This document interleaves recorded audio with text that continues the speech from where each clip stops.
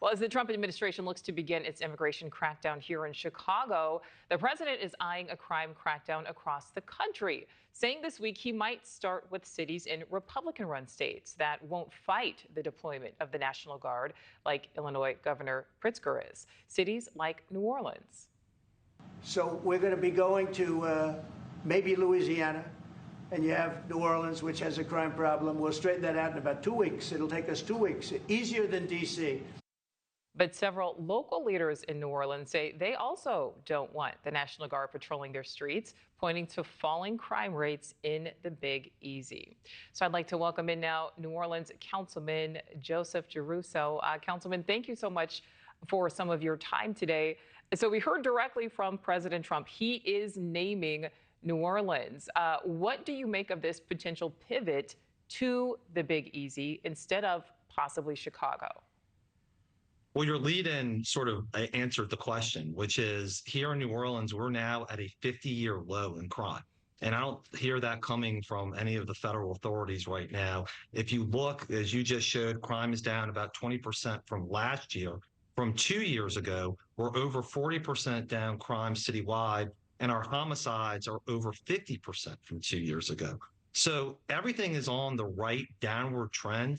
And saying that crime is as good as it was the year I was born in 1976 makes it a really hard sell here on the ground that there is, in fact, a crime problem. You know, and Councilman, the president specifically called out your governor, saying, you know, the governor would welcome this. What do you envision those soldiers doing if they are, in fact, deployed there? Well, that's the exact question. Is it feels like this is more about those soldiers being political ornaments than actually a police force.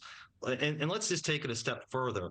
Right now, the state police are in New Orleans under something called Troop NOLA. Yesterday, it was announced that NOPD, our police force, and the state troopers had arrested over 100 people this summer, including 60 felony arrests. This is not a question of the state and the city not working together. We are. This is a question of not needing these type of forces because they don't add value to crime fighting that's already going on here on the ground. And Councilman, I can tell you, living here in Chicago, there are really so many mixed opinions on, you know, if troops end up coming here to Chicago. Some people welcome them. Some people, you know, we saw a video there, absolutely against them. What are you hearing from your constituents there in New Orleans? I think the attitude, Nichole, is the same, that there are some people who would welcome them. But when you start drilling down for those people, you ask, well, what good does that do? Does that really help us fighting crime? They don't have police powers. They can't investigate. They're not trained. It also probably takes NOPD and state troopers away from their jobs. And then when you ask the next question, wouldn't you rather, if we're going to get federal help, be it FBI, DEA, ATF, these agents who work with NOPD all of the time and really can help with those major crimes, doesn't that seem like a better force? That really seems to move the conversation in a different way. You know, and here in Chicago, we saw in Nancy's report there, this federal presence has already been spotted at that base. Are there also any signs pointing to something potentially happening soon there in New Orleans?